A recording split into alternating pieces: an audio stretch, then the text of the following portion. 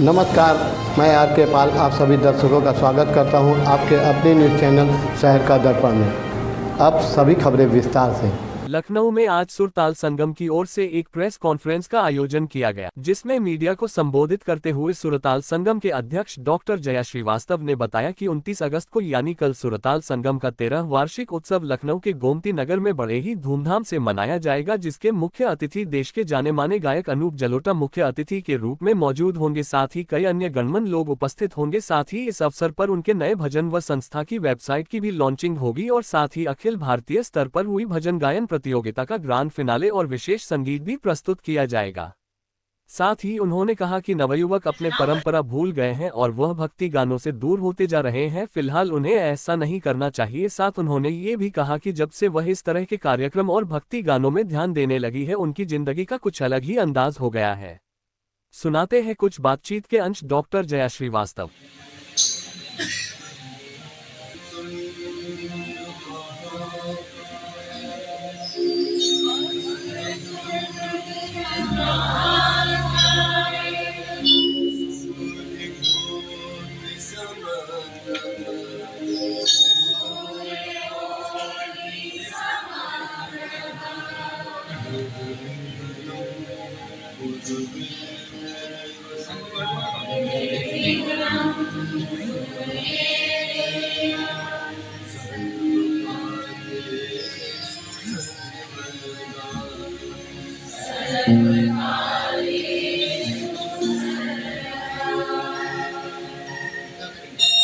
ये हमारा इस बार वार्षिकोत्सव का जो ग्रैंड म्यूजिकल इवेंट होगा उसका थीम है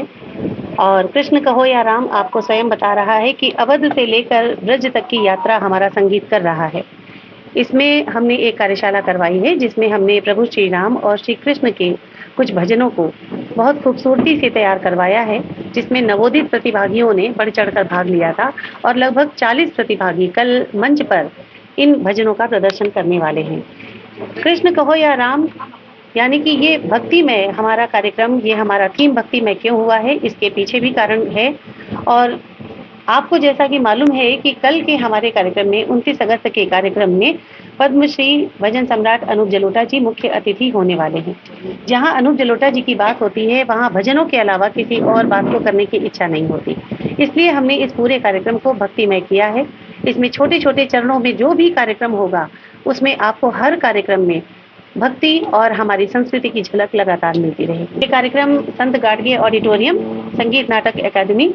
गोमती नगर में आयोजित किया जाएगा। अगर मैं बात करूं कि इसमें हमारी एक राष्ट्रीय प्रतियोगिता जो कि भजन पर आधारित थी, इसका ग्रैंड फिनाले कल हम कर रहे हैं, जिसमें पूरे भारतवर्ष से लोगों ने अपनी एंट्रीज भेजी थी और इसमें मुंबई से, चेन्नई से और बहुत सारी और भी जगहों से लगभग 11 प्रतिभागी आने वाले हैं जो कि ग्रैंड फाइनल तक अपना सफर कर चुके हैं। कल उनकी प्रस्तुतियां अनूप जी के सामने होने वाली हैं और उनको उनकी पुरस्कार राशि और उनका जो भी सम्मान है वो अनूप जी के द्वारा ही हम उनको दिलवाने वाले हैं। इसके अलावा हम कार्यशाला की अगर बात करें, कार्यशाला में भी ऑनलाइन और ऑफलाइन दोनों ही तरीके से हम अपनी कार्यशाला करते हैं, जिसमें जो लोग लखनऊ के या आसपास के क्षेत्रों के हैं वो हमारी क्लास में आकर संगीत प्रशिक्षण लेते हैं और जो लोग लखनऊ से बाहर, यानी कि मैं अगर बाहर की बात करूं तो देश के बाहर से भी कई एक स्टूडेंट्स ऐसे हैं जो ऑनलाइन इस कार्यशाला में जुड़ते थे, जो कि प्रतिभागिता में मंच पर हमारे साथ नहीं आ पाएंगे, लेकिन उनको हमने अनूप जी का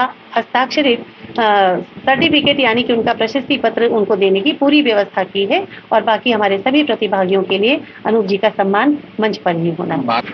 अगर प्राइज की बात हम कर रहे हैं तो राष्ट्रीय प्रतियोगिता जो भजन की चल रही थी सुर प्रवाह के नाम से है, सुर प्रवाह इस प्रतियोगिता का नाम है और इसमें हमने जो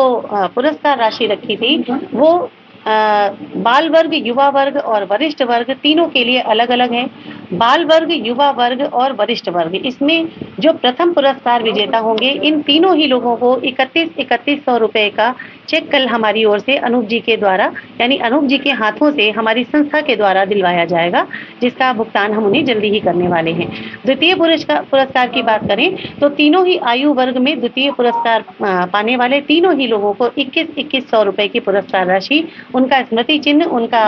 प्रमाण पत्र, ये सभी कुछ हम दे रहे हैं। तृतीय की अगर हम बात करें तो तृतीय पुरस्कार पाने वाले तीनों ही लोगों के लिए हमारे पास 1100 रुपए के चेक और इसके अलावा सम्मान पत्र, मोमेंटो, ये सभी चीज़ें रहेंगी। और 2 विशेष तौर पर हम ऐसे पुरस्कार रखते हैं जो हमारे दिव्यांग कलाकार जो हमेशा हमारे साथ रहते हैं, हमसे बहुत आशीर्वाद पाते रहते हैं, अगर उनकी प्रस्तुतियाँ कल होती हैं तो कुछ विशेष उनके लिए हमारे साथ रहेगा।